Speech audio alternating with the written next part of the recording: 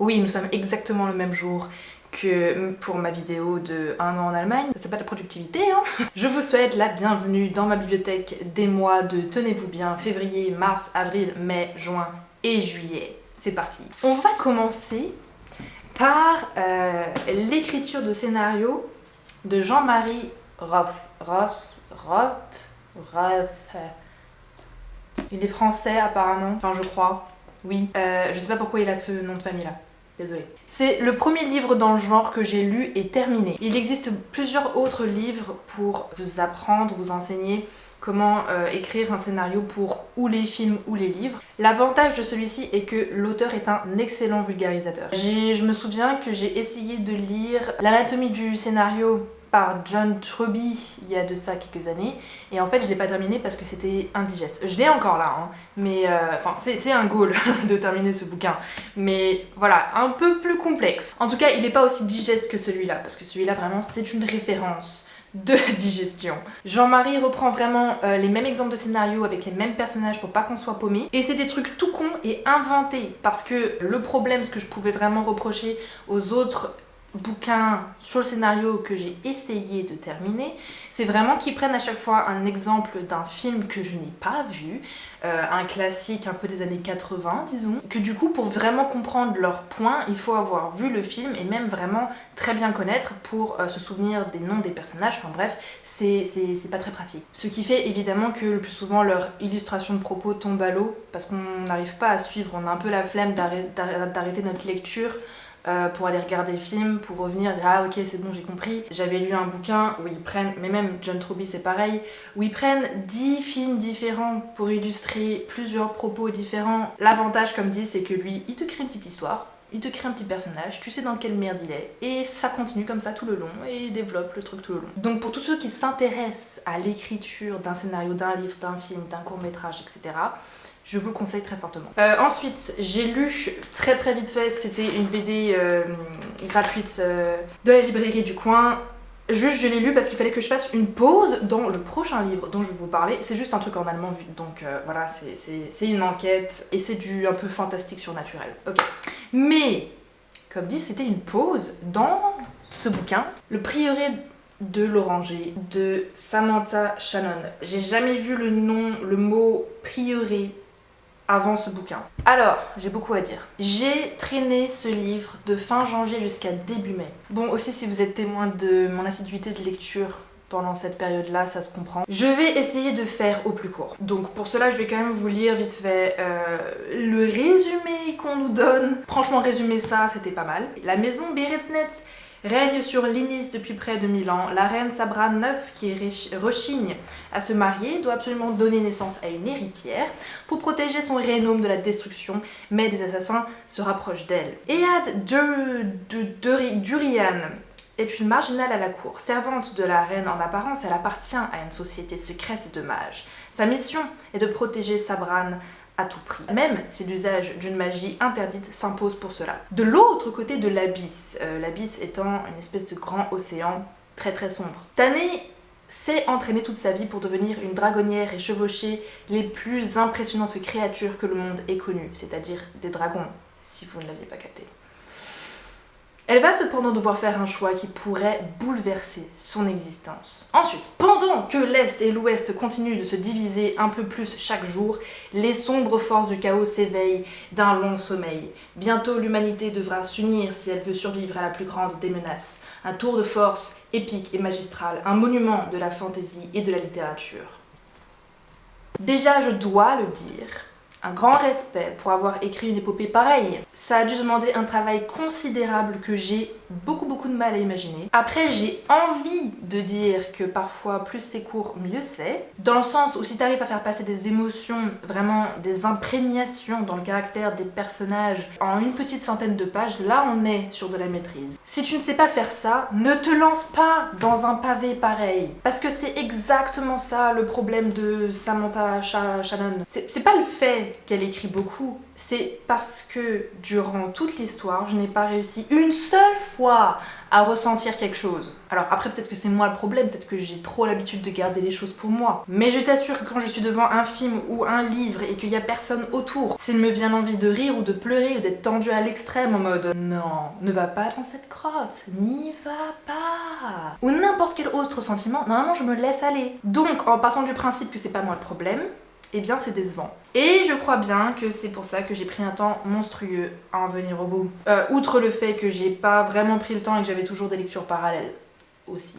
Ça compte. À chaque scène qui était censée être puissante d'une façon ou d'une autre, j'étais juste en face en mode alors je comprends, mais je ressens rien, désolée. Et je pense que cela vient du fait qu'elle plongeait pas suffisamment dans les personnages, dans leurs sentiments, dans leur personnalité. Ou alors, elle le faisait, mais mal. Elle étalait ce que tu étais censé comprendre tout seul en te l'expliquant. Non, non, explique pas, fais-moi sentir, c'est ça que je veux. Sinon, évidemment que je peux pas m'identifier et compatir amplement avec ces personnages. Finalement, ce bouquin, c'est une suite ininterrompue de problématiques à résoudre, de conflits, de plans, de liaisons, de dangers, d'images épiques. Ce n'est qu'une histoire incroyablement étoffée qui se déroule comme ça sous votre nez, mais à laquelle vous pouvez pas prendre part. Voilà, donc déception sur 5 mois presque de lecture. Yes. Donc après on a un e-book que j'ai lu qui fait partie de la saga des Bridgerton. Bridgerton.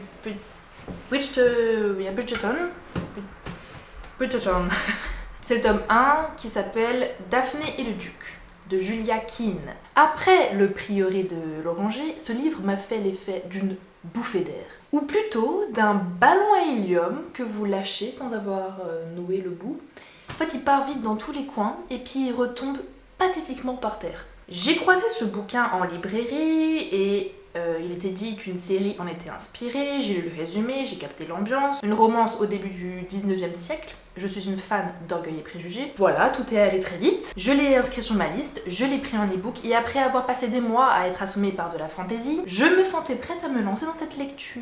Bref, le début était top. Julia Keene a réussi à tenir un ton d'humour sur le quart du bouquin, je dirais. Et j'avoue avoir de temps en temps pouffé, ce qui n'arrive vraiment pas... Ça faisait longtemps en fait, puisque je me penche très rarement sur des comédies, donc ça faisait du bien en fait. Vraiment, une petite bouffée d'air, sympa. En ce qui concerne l'histoire, on y arrive enfin. Daphné Bridgerton est en âge de se marier et est donc projetée par sa mère sur le marché des célibataires à Londres. C'est pas qu'elle y soit vraiment réticente parce que son but dans la vie c'est de fonder une famille nombreuse, c'est juste que sa mère est un peu trop insistante et qu'elle en a marre. Surtout qu'en plus tout le monde s'entend bien avec elle, sans vraiment la désirer plus que ça, donc c'est assez...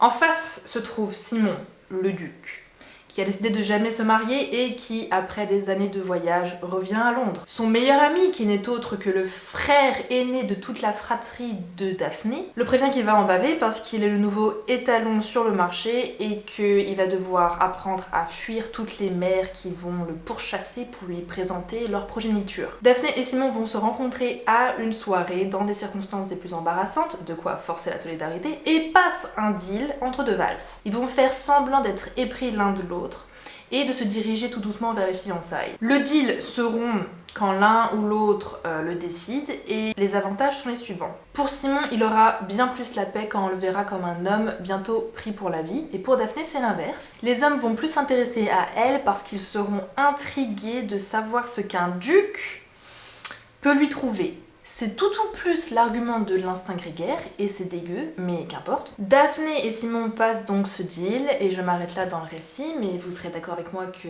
ça pue. Et en fait, tout le reste du bouquin, après ce premier quart d'humour qui est rafraîchissant, et ben tout le reste du bouquin ne fait que s'embourber, donc je vous conseille pas d'y mettre votre temps. Ensuite on a Les Maisons Astrologiques de Dane Rudyard. C'est vraiment compliqué son nom. Ce livre m'a fait exploser la tête. Déjà que je galère à étudier l'astrologie en prenant juste en compte les planètes et les signes, lui il vient me parler de maisons. Alors les maisons c'est une autre unité de mesure pour étudier une carte céleste. Chaque maison est en lien avec différents plans de la vie, différents domaines, ou même différentes périodes de la vie et différents stades de réflexion. Ça apporte donc une complexité supplémentaire. On va dire que c'est vraiment le niveau des professionnels de l'astrologie. Genre les débutants vont uniquement regarder quelle planète est dans quel signe, les intermédiaires vont regarder en plus les aspects des planètes, lesquelles sont en conjonction, lesquelles sont en opposition, etc. Et les pros, ils vont te placer tout ça sur un fond de maison. Dans tous les cas, il faut faire gaffe avec les interprétations qu'on vous donne parce que c'est souvent général sur les sites. Mais si vous êtes curieux, vous pouvez étudier vous-même votre thème natal et faire vos propres interprétations. C'est entre autres pour ça que j'étudie l'astrologie.